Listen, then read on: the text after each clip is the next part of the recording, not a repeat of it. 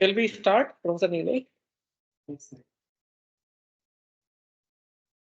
Yeah, go ahead, Pritosh. Please go ahead. Yeah, yeah. Thanks. Okay. Okay. So good evening, all of you, and welcome to this session.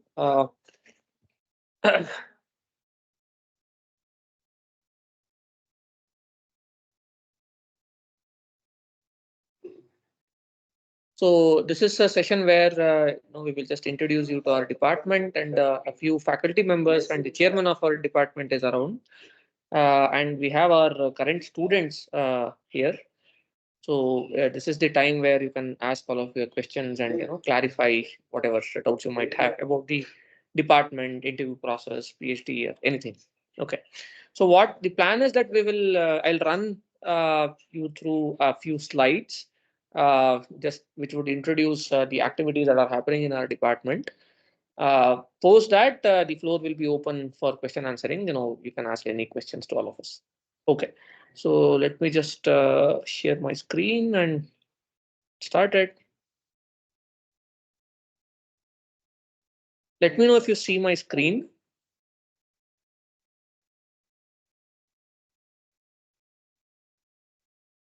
Can someone confirm if you can see my screen? Yeah, it's visible. Yes, it's visual. Yeah, it's Okay, visible. thank you. Yes, sir. Okay, thank you. Yeah, so welcome to ISC. Your screen is visible. Yeah, ISC and the EC department. And as you people might already know, ISC is one of the institutions of eminence as declared by the government of India. And like we are the rank one university according to the National Institute of National Institutional Ranking Framework (NIRF), and according to one of these metrics given by QS World University Rankings, we are the first ranked university in terms of citations per faculty, and we stand alone around 186 globally. This is according to the 2022 rankings. I think 2023-24 our rankings have improved globally overall.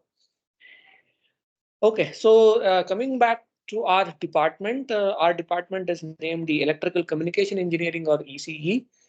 So we have a few USPs which is unique to our department. So our department has been known to attract some of the best students in India for research, and we are known for our mathematical rigor. And all of our students get the MOE fellowship for their PhD and MTech research. And our faculty, like they are all very dynamic, and they have got all sorts of awards. In fact, if I'm not wrong, ours is the department that has seen highest number of IEEE fellows, and we have engaged in core and applied research in multiple areas. And one good thing about one of the many out of many of the good things, one of the greatest strength of our department is our coursework. They are very strong and layered setup. We have very strong and layered set of courses which are designed to give very strong fundamentals to pursue research. So the thing is, we teach you how to carry out research. Uh, Prepare you with arsenal of mathematical tools so that you can go anywhere and change your areas and so on. And we have very strong academic freedom where you can set your own research agenda and drive it fairly independently. Um, in terms of vision and programs, we want to excel in theoretical and both theoretical and experimental research in multiple areas, starting from communication, signal processing and machine learning, microelectronics, radio frequency and photonics. Program wise, we have broadly two set of programs: the course programs and research programs. Under research programs, we have the PhD and MTech research, and course programs we offer multiple MTech courses. In MTech ECE, we have an online version of our MTech ECE as well, and we have an MTech on AI, signal processing, yeah, microelectronics, and so on, which is jointly offered across multiple departments. So in terms of students, right now we have about 145 PhD students and 19 MTech research students, and the distribution of different kinds of distributions of students among different kinds of branches are shown as follows. We have a very healthy representation of students, and our students have gotten a lot of awards as well. A lot of our students have this thing called Prime Minister Research Fellowship or PMRF, and our students routinely get industry PhD fellowships from companies such as Qualcomm, Google, Microsoft, TCS, and so on. Our students also get a lot of best paper awards in top tier conferences and journals. In terms of faculty, as I already mentioned, a lot of our faculty members are heavily decorated. We have 6 IEEE fellows, and we have fellows of several national academies, International Academy of Engineering and Sciences, and so on. And we have people who have gotten JC Bose National Fellowships and Abdul Kalam Innovation Awards and Vishweshwaraya Young Faculty Award, and so on.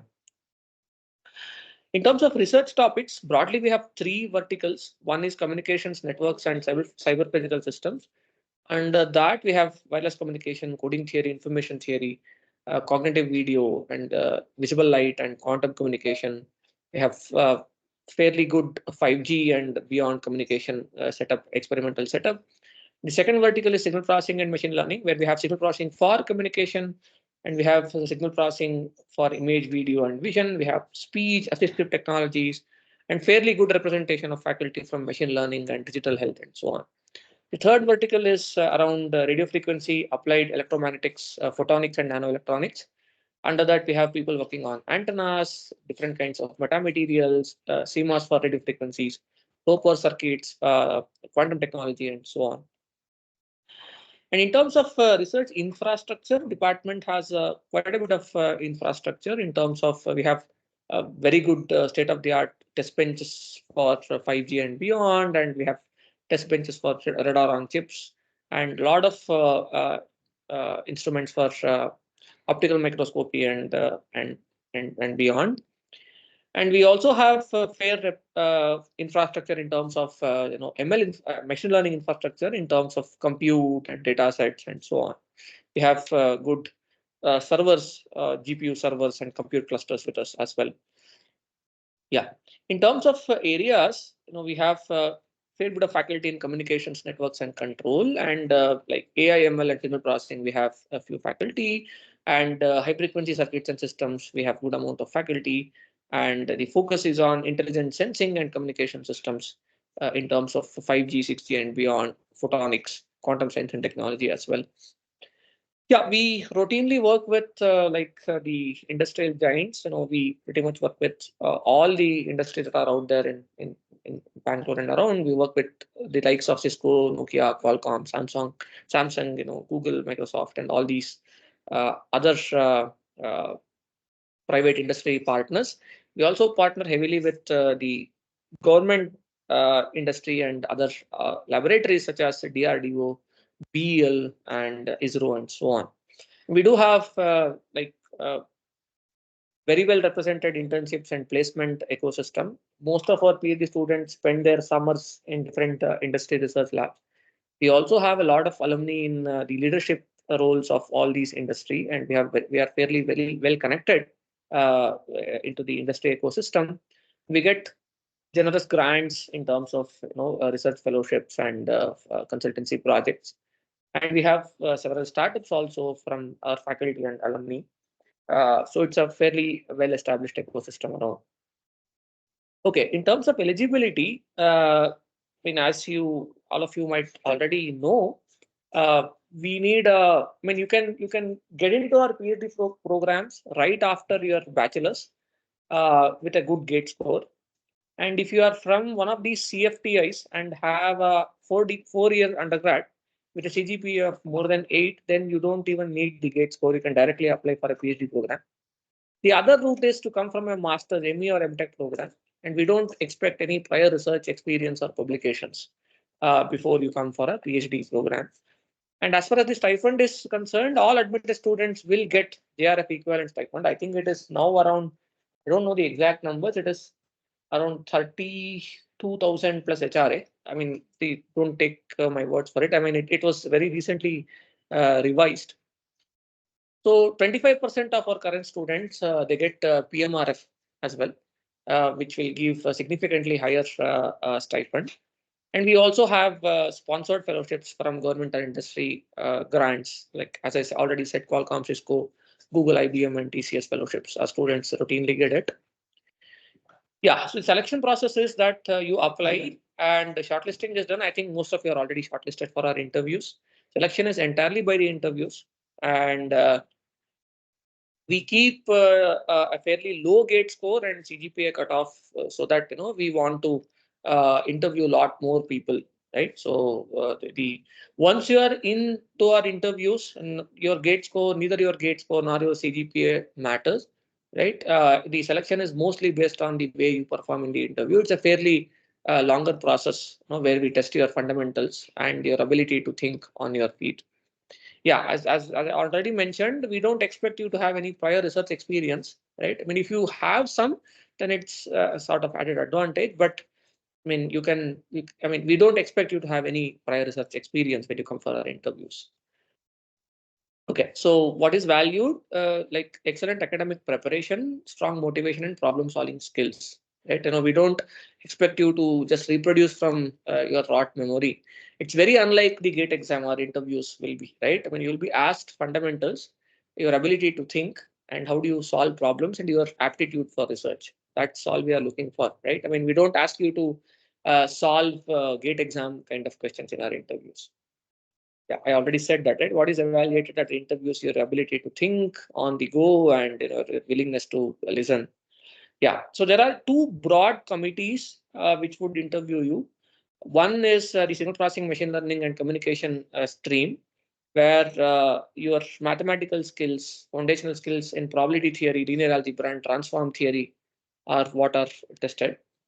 And the other committee on photonics, radio frequency, and quantum technology, your exposure to circuit theory and other relevant topics are probed.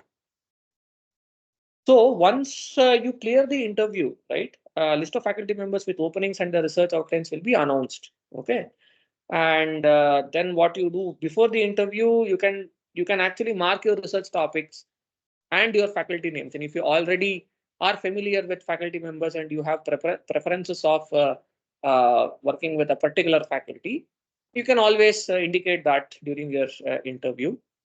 Yeah, selection will be based on your expressed interest, right? So you express, suppose you do well in the interview and you express your willingness to work with a faculty, we will take that into consideration while we make a selection. Now, what happens finally is that you come to the department and you are made to interact with the faculty that you have expressed interest with. Okay, all the faculty. Suppose you want to work in the area of, let's say, computer vision, right, or image processing, okay, or ML. So we would tell you, I mean, we would actually encourage you to take a list of our existing faculty and see what faculty do you want to work with potentially if selected, and you indicate that during your interview. So if you are selected, when you arrive at the department, you are made to interact with all the relevant faculty. Similarly, faculty will indicate their willingness to work with you.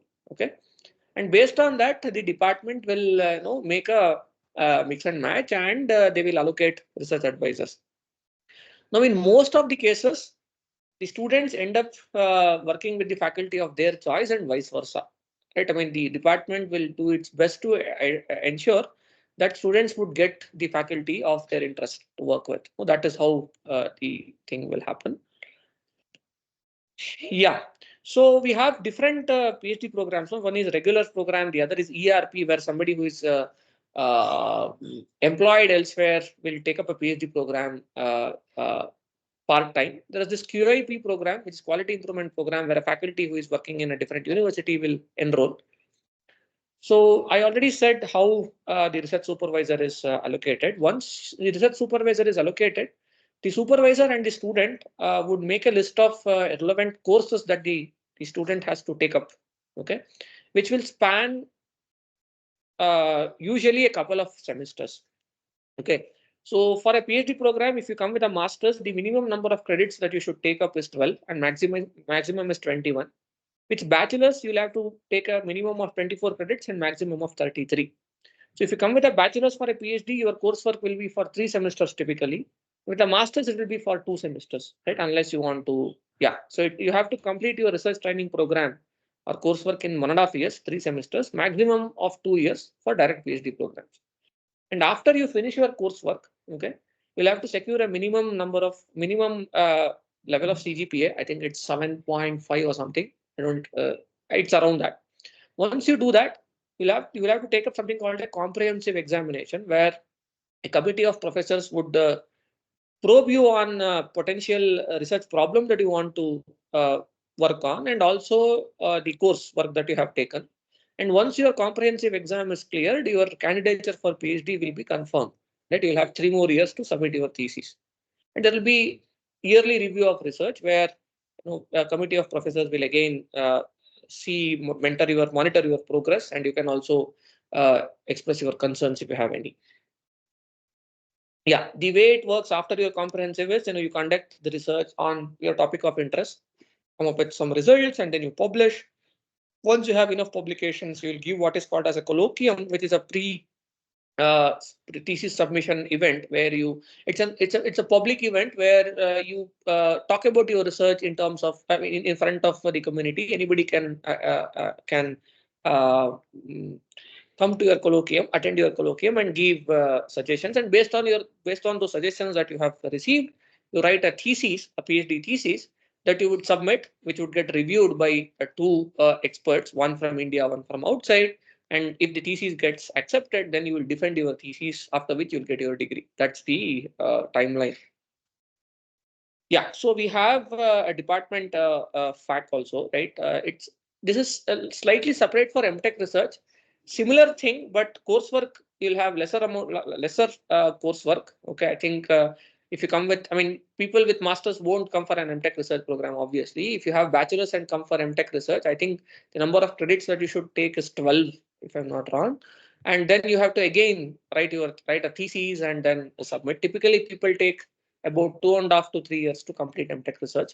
And they go through the same sort of process of campus placements as the MTech coursework students do. Okay, so there is no difference between them.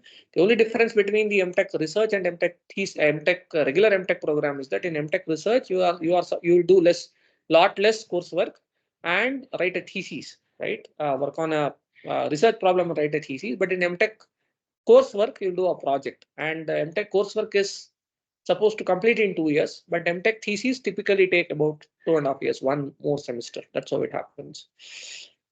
Okay, so how do you have to prepare for interviews? We already have some YouTube videos which would tell you how to prepare for our interviews. I encourage all of you to go through that and see what is expected and how to prepare. Yeah. So so new thing that has happened this year in ISC is that for a regular MTech program, we have opened up our regular MTech program for people from CFTI without GATE, which was not there before this year.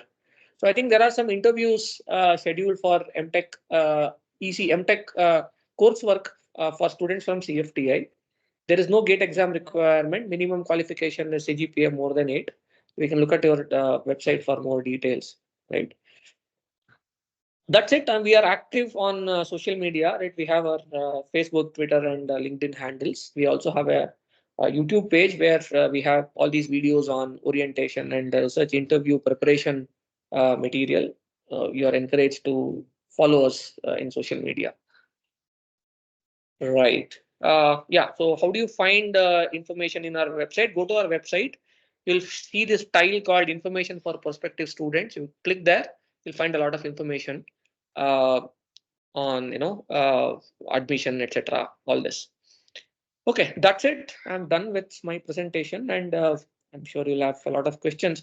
See, right now, to stop sharing my screen. See, we have a few faculty members and current students in the meeting.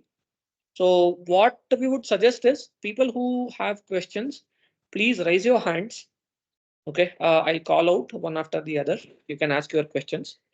You can also type out your questions on chat window so that we can take up questions. Okay. I see people raising their hands. I think Vimal has a question. Go on, Vimal. Good evening, And sir. So also thank you. one Vimal, Oh, Vimal, 1 second. There's one other instruction. See, when you ask your question, try to direct it to people. See, we have three kinds of people here, right? We have faculty members and we have current PhD students. Okay, and also we have the chairman of our department. So uh, you can direct your questions to us. If you have questions to faculty members, you can ask them. If you're not sure, it's okay, right? But if you direct it to people, it will be much better. Yeah. I think, yeah, so Raj has a question. Go on. Yeah, I think Vimal had a question, right? I think he lowered his hand. So now I think he's in the queue now. yeah. So let's start with Uh, Vimal because he's the one who, yeah, Vimal, go on. Thank you, sir. Thank you for the presentation. Actually, I have a question regarding the PhD program credits requirement. So I completed my master's from IIT. Actually, I did my master's by research, actually. So is there a Mhm. possibility of transfer of some credits to my PhD program since I already did from my IIT? I no, actually not. See, because you have a master's, you'll have to do 12 credits, right? There's no transfer per se, right? Because it's from a different university. You'll have to complete 12 credits. See, typically our courses will be of 3 or 4 credits. So it will turn out to be 3 to 4 courses, which is not a lot. Okay, okay, sir. Thank you. I think Raj, go on. You had a question. Okay, so maybe we'll wait. Hello, Akshat Saini. am I audible, sir? Sorry, Yes, actually, no, we are audible. yeah. Yeah, go So on, Raj. actually, my interview scheduled on 17th. Actually, I just Mhm. want to reschedule on 15th at same time, 9 a.m. Is it possible? Well, Because Nilesh, our actually, interviews are between. No, no, if hold if on, just hold on, hold on. See, we have interview scheduled for 3 days. We can rearrange within those 3 days. But Nilesh, when are our interviews? I'm not sure. 15th to 17th, is it? Yeah, so can you hear me, please? yes, sir. Yes, we can hear you. Yeah. So the interviews are from Monday to Friday, May 13th to 17th. Okay. Now, if you have come earlier, you please approach the EC office and ask them if they can help you with it. Yeah. So When they can put you, there are no, just it's not clear. But it also, please remember, every slot has multiple students scheduled. So they might not be able to commit to it, but they'll see what they can do. So you please approach the EC office once you come over and see what they can do. okay. So I'm not sending email. Directly come to the department on 14th because actually Send 14th an I email have. regardless. It never hurts. Send an email so that they also know upfront. No harm in writing to them. Okay. So email to only office to any faculty Will member. you get an email ID? So is there a common email ID you guys got your email? Or you write to office at EC. Yeah, EC. Is there any 1 minute? Let me tell you what email ID. office.ec.iac.ac.in. Okay. And one more question and directly come to visit at 14th because 14th I have one interview at CSA department. If Didn't not follow your question. What is your question? so basically you said come to the department. So my interview on 14th in CSA department. So directly come to the on 14th and ask for scheduling. You meet the EC office folks and see what they can do. They might ask you to come on some other day, some other slot. But Okay. the first thing you need to do is make touch base with them and see how things proceed. Okay, sir. Thank you. Thank All you, right. sir.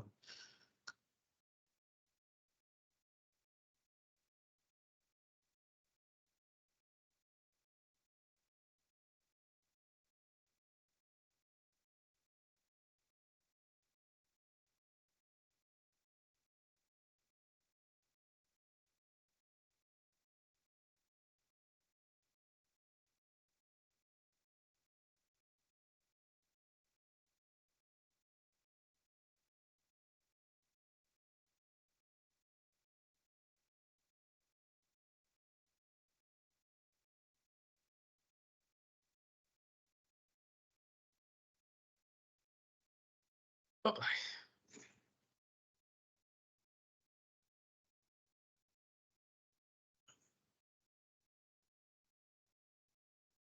What do you want of?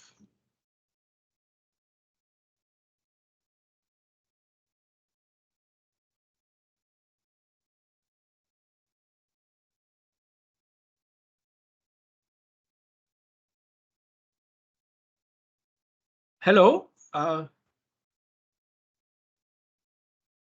Something is wrong. Sure, I think it's made for everybody. Something happened. Yeah. So my suggestion to all the students here, I think this is the golden time to actually talk to your peers. Several of our PhD students have volunteered here. I see already Shivani is here. Prachi is here. Guys, whoever the student volunteers, can you just introduce yourselves? So it'll help to make a connection.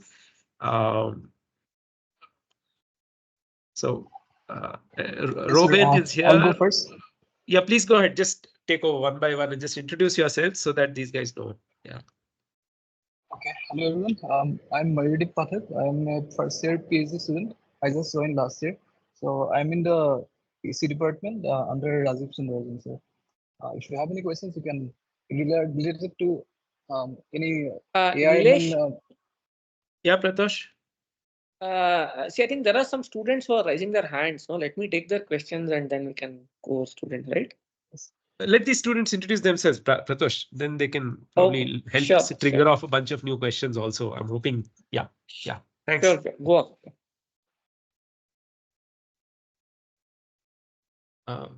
Who else is there, guys?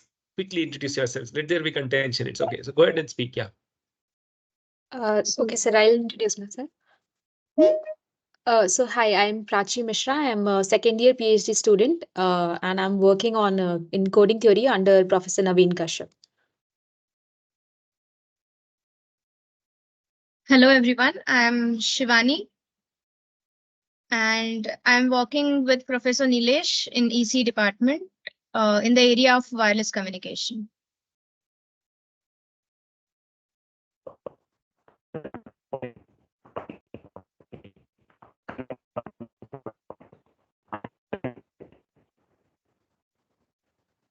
Robin, your voice is really broken.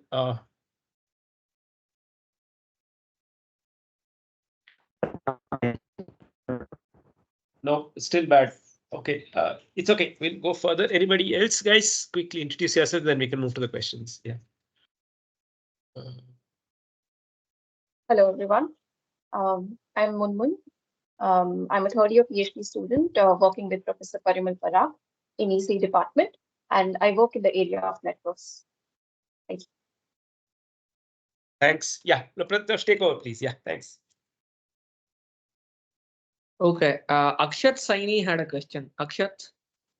Good evening, sir. I'm audible. Yeah, you're audible. Go on.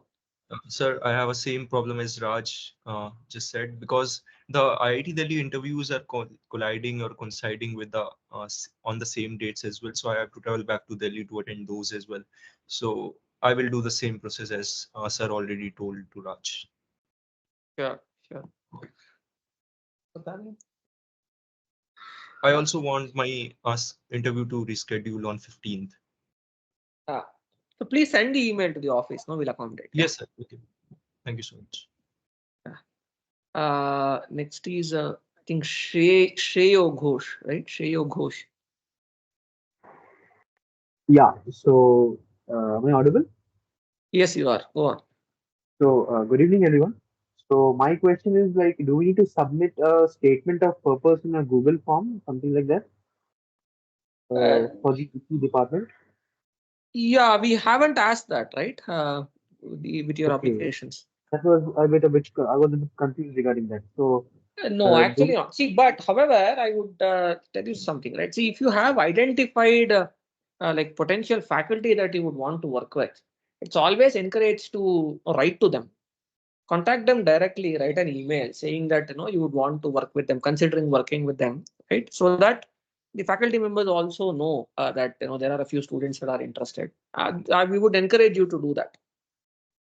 Okay. See, you writing a priori has no bearing with, you getting selected in the interview or not. It's selection is completely based on your performance in the interview. In fact, the faculty that you would want to work with may not be even a part of the interview panel that particular session, right? However, Okay. your interest, is always good, right? So you can always Okay. write to people who you think are relevant. Okay, Okay. Got it. right. Kritibhas. Thank you.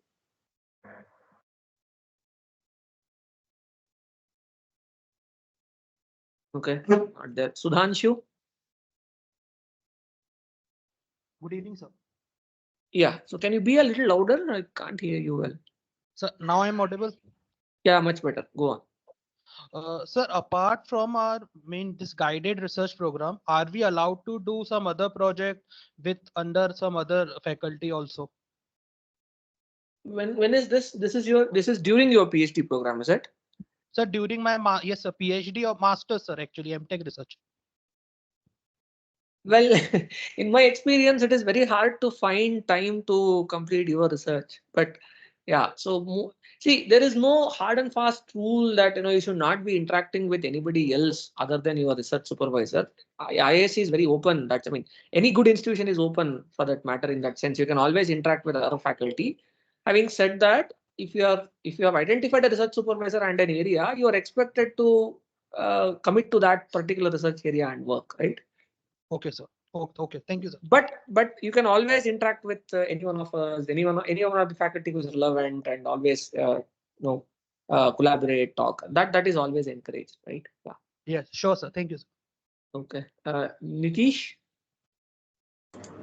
Yes, sir. Good evening, sir. So I have a question regarding the interview. Like, what are the documents am I expected to bring to the interview? Uh, Not sure. I Pratush, think you'll let have me to handle bring your. that. You would have got an email that will tell you what to get. Just follow that, please. Okay. Thank you, sir. Siddharth. Hello, am I audible? Yeah, go on. Yes, you are. Sir, actually, I need to ask, like in the mail, you have mentioned that you will be sending out a Google form for filling out our references, but I guess I have not received. So, have you sent it or it's or something? Hello. Nilesh, I don't. Yeah, yeah. Yeah. So the Nilesh. form is not yet been sent out. It'll be sent out towards maybe Wednesday or Thursday of next week. Okay, then it's fine. And one more thing, sir, if a person is interested in both communications and quantum, like it's both a combination of communication and quantum, so how would a person be interviewed or how he should approach? You indicate the areas of interest to you, and then the committees will take over. All right. Thank you, sir. See, one thing to add to that, see, we don't expect you to, like, let's say, know quantum information processing when you come to the interview. Your interview will be solely based on whatever you have studied during your bachelor's and master's, or only mathematical fundamentals, that's all. Right? So this is only to indicate your interest. You will not be probed on that particular area. Suppose you want to work on machine learning, you will not be asked questions on machine learning. You will be asked questions on probability theory. Okay. So yeah, you can just indicate your interest, and then you can, the mapping of supervisors will happen. Okay. All right. Yeah. Soundarya. Yeah, good evening, everybody. I Yeah. just have a question regarding medical signal processing research and what kind of, if you have any collaborations with companies for, let's say, data acquisition or something like that. Oh yeah. We do a lot of that. In fact, I myself do a lot of that. We IAC has we are pushing for a center of excellence on healthcare. We work with a lot of hospitals across the country, AIMS and the local hospitals here in Bangalore, and we work with companies like GE, Philips, Siemens. Yeah, we have, and also one other thing, right? Talking about this medical signal processing, ISC is setting up a super specialty hospital on campus. So there will be a medical school. Yeah, That's something that will be coming up and running from 2025. So ISC will have a medical school where there will be clinicians, and it will be a 500. I don't know the exact number. It's super specialty hospital that's coming on campus. So there will be a very vibrant community that way. Yeah. So we are investing heavily on that. Oh, that's very nice. Thank you so In much. our department, yeah, Yeah. in our department, particularly myself, I'm Pratosh, myself, and Professor Sandeep and Professor Rajiv. We are Professor Rajesh Sundareshan. These are some of the faculty who is interested in these areas. So you can have a look at our profiles. Okay, thank you, sir. Just to follow up quickly, is there a website where I can read on the research that is happening, especially in this field? Yeah, go to our department website, and look at faculty research areas. I told you names of faculty, right? You can just look at our Yes. web pages. You will get to know. All right. Thank you, Dr. Foto. Also, you can look at ISC's medical school and related activities. Yeah. Yeah, sure. Thank you. Thank you. Yeah. Nitish, I see your hand raised. Questions? No, sir. Like I forgot to lower it. Anybody else?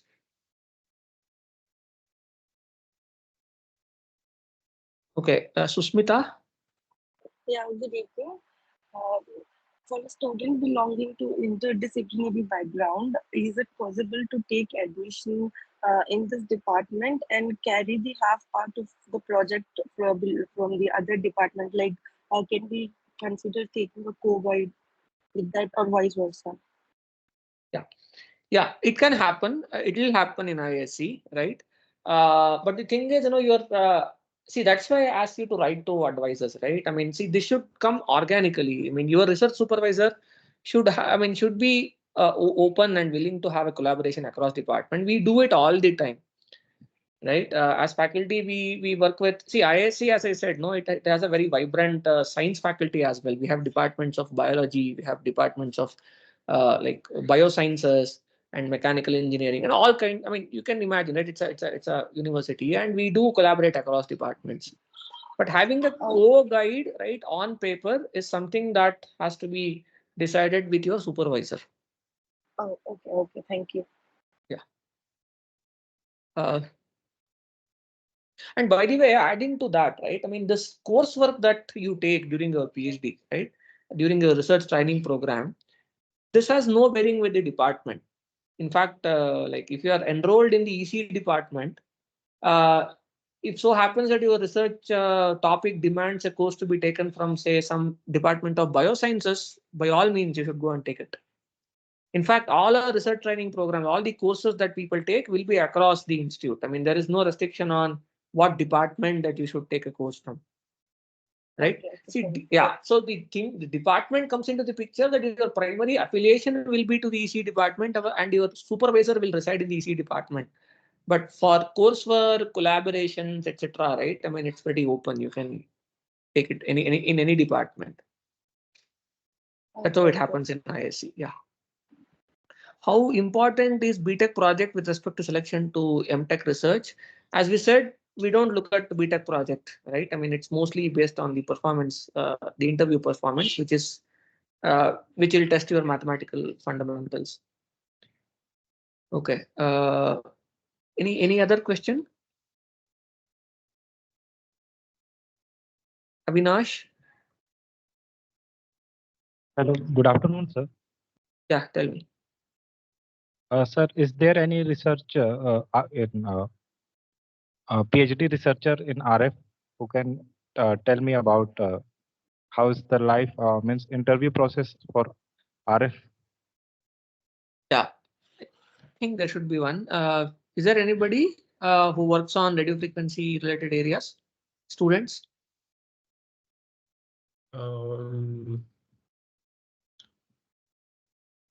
I don't think so.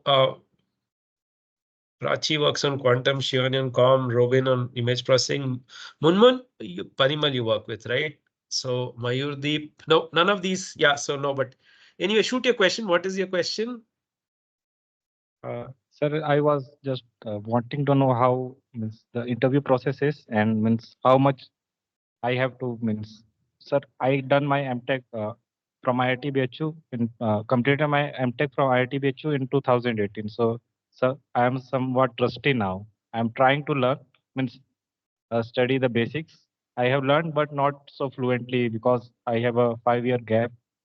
I was working in Air India Engineering Service. Then I resigned from there. All right. So I think maybe, And it's broadly the interview process will be similar across fields. So I'd request one of the students, say, Mayurdeep, can you just give your interview experience? That he gets some Yes, sir. idea. So because so in the presentation they told that in RF they are only asking about relevant means recent research and relevant something about research only. So I was thinking if anyone can explain me their interview process. All right, Mayurdeep, would you like to pitch in? I won't be able to tell in regards to RF because my area is machine That's okay. learning Just and give an idea of what your interview experience is. yeah. So uh, during the interview process, you were expected to select two of the five subjects. Um, so it's already laid out in the website. So I believe like if you're coming for ML, let's say, then you will be selecting probability theory and let's say linear algebra. And Yes, sir. the interview process will start there will not be much of introduction and it will be directly ask say suppose questions from the first principles. If it's linear algebra, then you might be asked about vectors and uh, Yes. similarly for probability. Yeah. Okay, sir. No researcher from RF. So okay, sir. Sir, can I have any detail from RF or researchers that I can contact with them later? Yeah, we should be able to arrange that. Do me a okay, I'll do the following. Mayurdeep, can I just trouble you for this? So why don't you write to Mayurdeep? He'll connect you with the correct student. Yes, sir. Yes, Yeah. sir. Sure. How about that? Can I? Okay. Yeah, you Can I connect. have So yeah, he on chat box you just connect. Yeah, all right. Yeah, we can move to the other questions. Yeah. Thank you.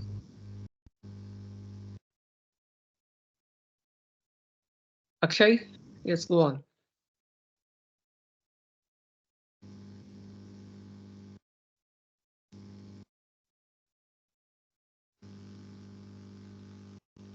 Anybody else? Any questions? So I think there is some question in the chat. Chat window. Okay. Nidhi, Miss Nidhi, you have a question? Yeah, good evening, sir. Sir, actually, I was asking that in EC department, as you mentioned that we have three things: communication, signal processing, microelectronics, and RF photonics. So, sir, we will be given the chance to choose these subjects before interview. Yes, yes. When you come to the interview, you'll be asked what is your interest. Depending upon that, you will face that particular panel of faculty. And sir, one more thing that in EC department, I got a call for interview for both MTech research and PhD. So they will be conducted together, or Together, like yes. it will be Yes. individual. No, it will be And one sir, how will interview. come to know that? Yeah, go on. Okay, sir. Sir, then how will come to know that it is for MTech research or PhD? See, it will be one interview. At the end of the interview, you will be asked what is your preference. Depending upon your preference, we'll take the Okay, sir. decision. It will be okay, sir. Okay, sir. That's all my question. Thank you, sir. Okay.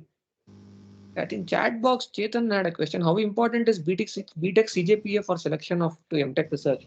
See, we use CGPA only to put a cutoff, right, for calling for the interview. But once you are in the interview, your CGPA doesn't matter. Okay. Anything else?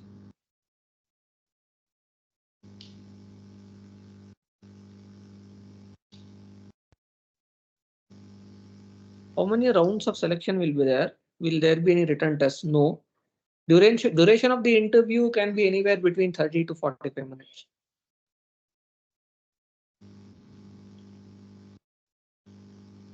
Anybody else? Anything?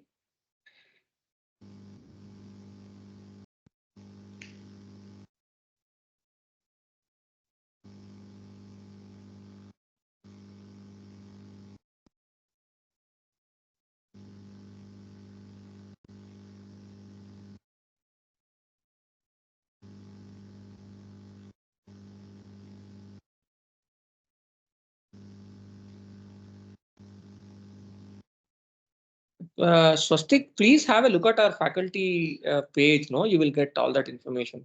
There are quite a bit of faculty working on microelectronics and VLSI. Kaushik Mujumdar is there, Varun Raghunathan is there. Just have a look at faculty list. You will get to know that.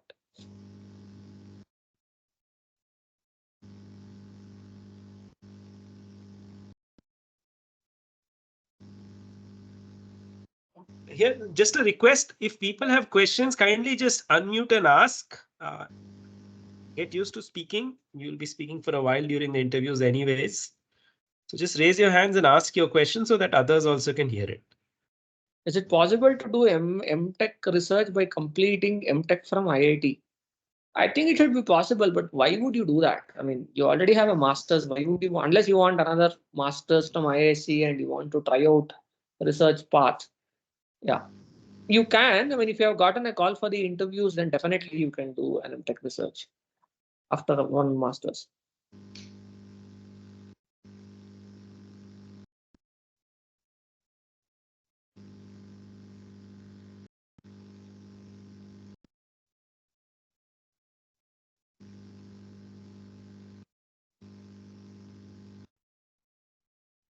How long will it take for us for the publications? See, that's a question that none of us know answer for. I mean, jokes apart. See, typically, right? I mean, it depends on the area. Now, suppose you get some results, right? The process is like this. Now, you write up a paper, submit it to a journal or a conference. It goes through what is called as a peer review, where people across the globe who are experts in your area will review your paper, and the review comments will come. Depending upon that comment, you will respond to that comment. It will again be reviewed, and it will be a back and forth process. Finally, and before the paper will finally go through. Now, if one is lucky, this entire process of submitting to a journal or a conference to getting it published will take any time, anything between 6 months to 1 year. Okay. The journal or conference may even reject your paper, in which case you will have to resend it to some other journal or conference, and the process again starts. But in our experience, what we have seen is if you spend good enough time and do good work, you will graduate with good publications in 4 to 5 years. That is what we have seen. Hey, Robin, would you like to pitch in about your publication experience? Yeah, sure. Hi, I'm Robin. I'm a third year PhD student. I'm working with Professor Sandeep. Currently, I'm working on something like federated learning or distributed optimization, like signal processing. Actually, currently, I have submitted one of my works to transactions in signal processing. I had submitted that was 1 year before, and the first review was a bit harsh, and they asked for major revisions. Currently, I'm rewriting some of the technical parts of my work.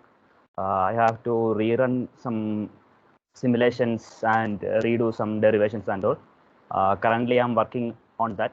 And in parallel, I have submitted a few conference papers. Usually conference, once you submit a paper, it can be like either a small work like 5 pages, or it can be a long one where you give 9-page work. The results would come anywhere between like 1 or 2 months. And once the reviews come out, if it is a positive one or if it gets accepted, you will have like many funds to visit the conference, present your work there, and interact with the faculties from various institutions and get to know people who works in the same area. That's how a good experience that I have till now. I have visited like South Korea recently. I think like in April, I attended a conference in South Korea. And previously for another conference, I visited Italy also. Like the funding is like okay here. Like you can actually visit like 2 conferences for your PhD. That's my experience like in publication right now. Thanks.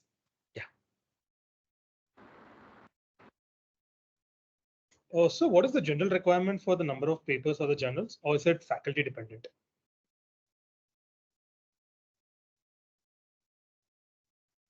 It is dependent on faculty, right? Yeah. So different labs have different metrics. But in our department, EC department of ISC is known to be very productive in that sense.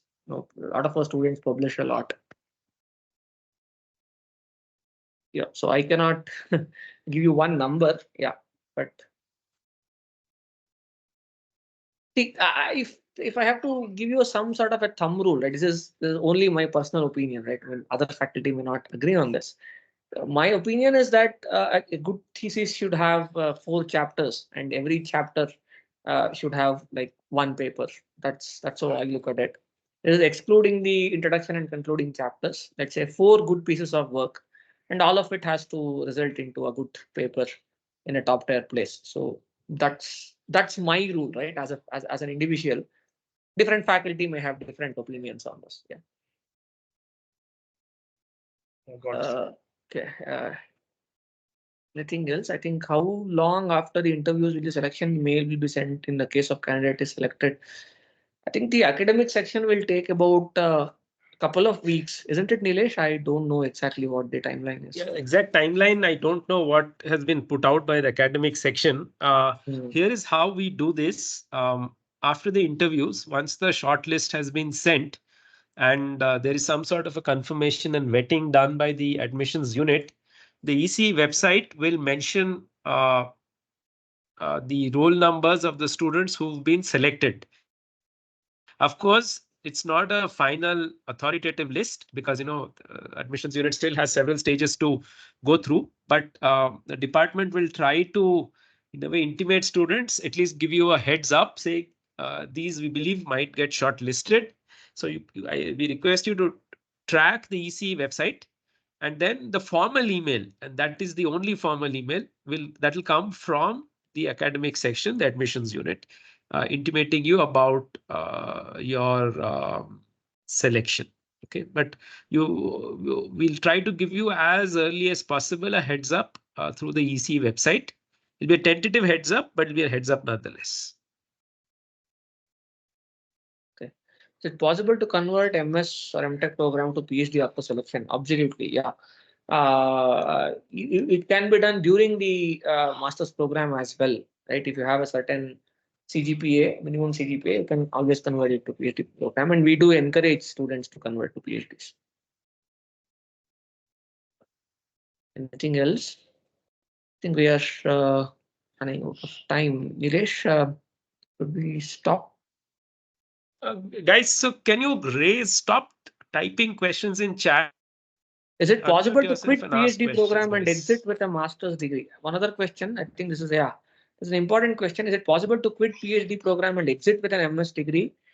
Generally not, right? I mean, I talked about that comprehensive examination, right? It is during the comprehensive examination that this decision will be taken. If you have not done well in your coursework, the institute will force you to take an MS and exit. And if there is some valid reason, right, for you to exit with a master's, you can do that during the comprehensive examination, given that the comprehensive examination committee and the dean approves it. But it's more an exception than a rule. I mean, generally, if you do well in your comprehensive examination, there is no exit route. I mean, if you join for a PhD, you will have to continue in a PhD program. But if you do bad in your coursework, then the institute will give you an exit option to go up with a master's. That's all it is.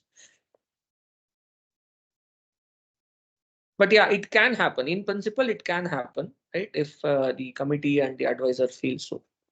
Student has to request and the dean has to approve. There's a process for it. It's not a straightforward rule thing that you can just tick a box and just go up with a master's.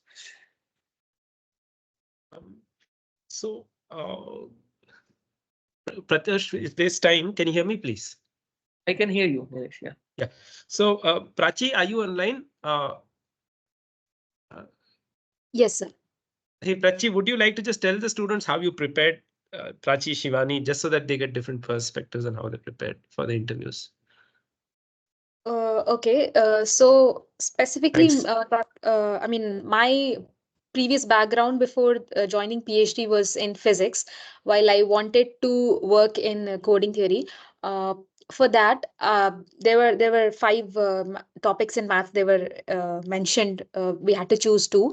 I chose probability theory and linear algebra, and then I prepared those two only, and I stuck to them. I did not try to learn more about coding theory to impress in interviews, and that much was enough. So basically, my suggestion is that whatever the mathematical topics that you have selected, you should be just good with the basics and have clarity of those.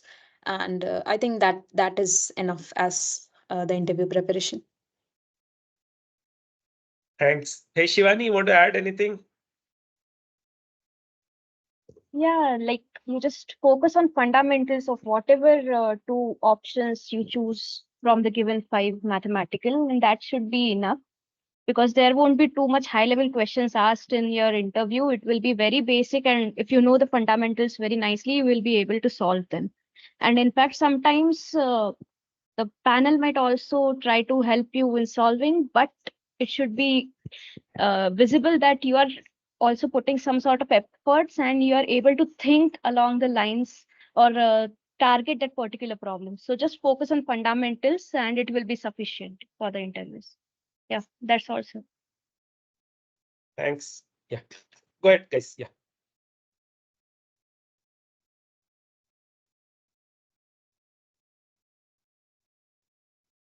Again, there are questions on time. Good.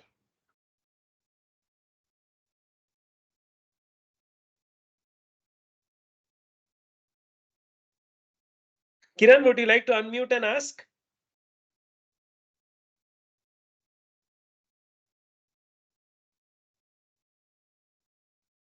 Hello, am I audible, sir? Yeah, please. Sir, will there be any session for the math subjects that like used to happen before? I saw some YouTube videos, that's why I'm asking this question. Yeah, so there will not be a separate again session. What we've done is last time when we did it, and essentially it's turning out with the same thing, so we've not repeated it. You can see the YouTube videos and you'll get a feel for the kind of questions. Shivani mentioned about that, and then Prachi also mentioned. You'll get a feel for the kind of questions that are asked. So will there be a separate session again this time? No. Yes, sir. Thank you, sir.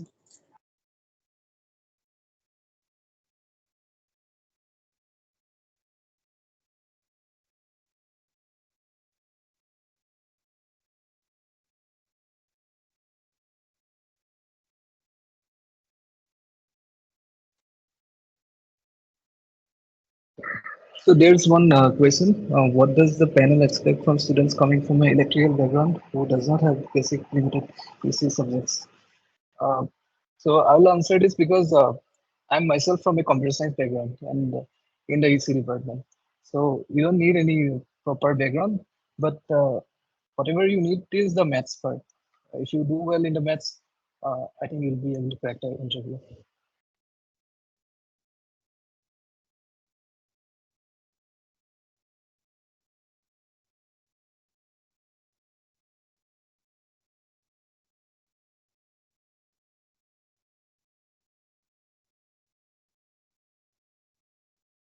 Nidhi has a question. Go on. Yes, sir. Actually, sir, I want to ask that if is it mandatory that if I have chosen a certain domain for AmTech research, and will I be bound to continue PhD in that domain only, or I can switch if I want to pursue PhD? You can definitely switch. Yeah, you can go to a different domain. Like we are not bound to follow that same domain, no? No, not necessary. Definitely. Okay, sir. Thank you, sir.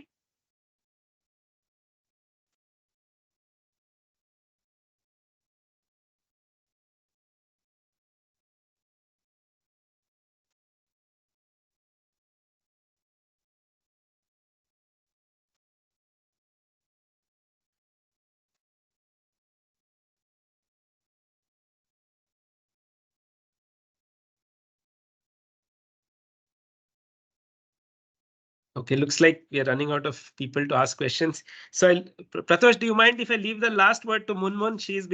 We've not troubled her. Munmun, any final words? Excuse me. Am I audible? Somebody's asking.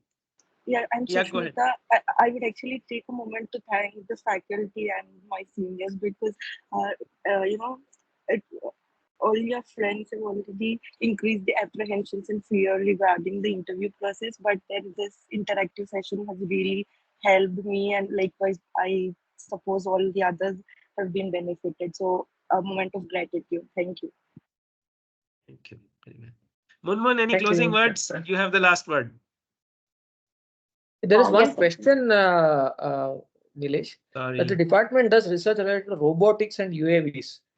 Does anybody work on that area in your department? Bharatwaj does, right? No, Munmun, Parimal, does Parimal work on this? Do you know? No, UAVs sir. and stuff? No, right? Yeah. So,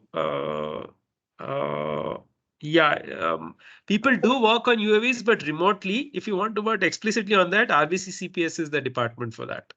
Robot Bot Center for Cyber Physics. They do a lot of work on robotics. Yeah.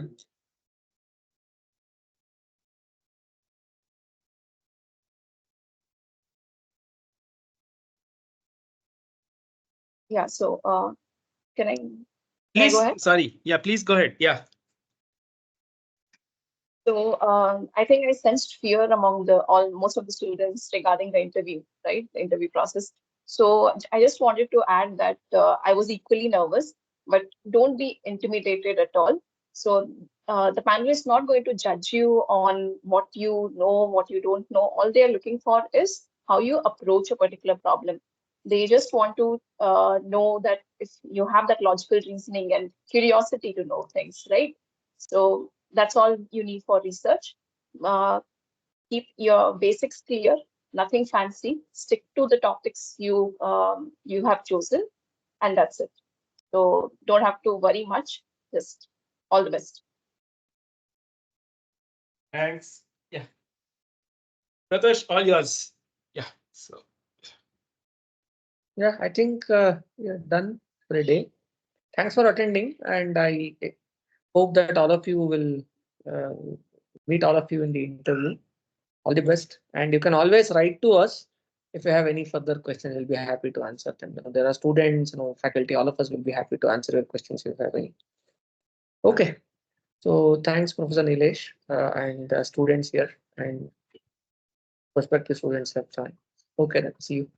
Bye. Okay, thank you, sir. Thank you all.